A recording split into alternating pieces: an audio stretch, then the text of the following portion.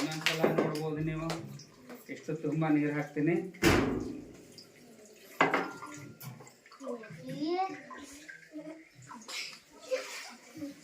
ಗೊತ್ತಾಯ್ತಾ? ಒಂದು ಬಾಟಲ್ ಅದ, ನಾವು ಬೀಕರ್ಗಳನ್ನ ತಗೊಂಡಿದ್ದೇವೆ, ಗಾಜಿನ ಪಾತ್ರೆಯನ್ನು ತಗೊಂಡಿದ್ದೇವೆ. ಈ ಬಾಲ್ ಅನ್ನ ಕೆಳಗಡೆ ಹಾಕ್ತೀನಿ ನಾನು. ಈಗ ಇದ್ರ ಮೇಲೆ ನೀರ್ ಹಾಕ್ತೀನಿ. ಬಾಲ್ ಮ್ಯಾಲ್ ಬರ್ತದ ಕೆಳಗೆ ಉಳಿತದ? ಮ್ಯಾಲ್ ಬರ್ತದ. ಹೌದಾ? ಏನಾಯ್ತು? ಕೆಳಗೆ ಉಳಿತು. ಅದ್ರ ಕೆಳಗಡೆ ನಾ ಕೈ ಹಿಡಿತೀನಿ ನೋಡ್ರಿ, ಮ್ಯಾಲ ಹೆಂಗ್ ಬಂದ್ಬಿಡ್ತು ಪಟ್ನೆ. ಹೌದಾ? ಈಗ ನಾ ಕೈ ಬಿಟ್ರೆ ನೀರ್ ಕೆಳಗಡೆ.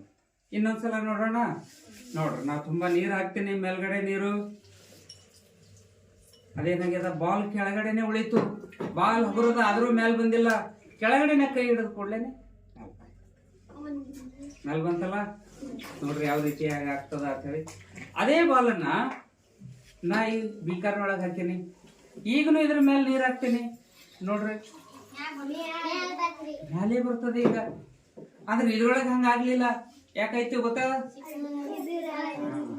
ಇಲ್ಲಿ ನೀರ್ನು ಕೆಳಗ್ ಹೋಗ್ಬೇಕಂತಿರ್ತದ. ಇಲ್ಲಿ ರಂಧ್ರ ಇರೋದ್ರಿಂದ ನೀರಿಗೆ ಕೆಳಗಡೆ ಒತ್ತಡ ಇದ್ದಿರ್ತದ. ನೀರ್ ಕೆಳಗಡೆ ಭೂಮಿಯ ಗುರುತ್ವಾಕರ್ಷಣೆ ಶಕ್ತಿ ಜುಗಲ್ಕತ್ತದ.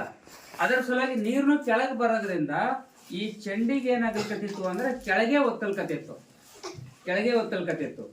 ಯಾವಾಗ ನಾವು ಕೈ ಹಚ್ಚದೇವಿ, ಕೈ ಹಚ್ಚಿದ ಕೂಡ್ಲೇನೆ ನೀರು ಕೆಳಗೆ ಬರ್ತಕ್ಕಂಥ ಶಕ್ತಿ ಕಮ್ಮಿ ಆಯ್ತು. ಅವಾಗ ನೀರಿನ ಮೇಲ್ಮುಖ ಒತ್ತಡ ಹೆಚ್ಚಿಗಾಯ್ತು. ಅವಾಗ ಬಾಲು ಮ್ಯಾಲ್ ಬಂತು. ಗೊತ್ತಾಯ್ತಾ?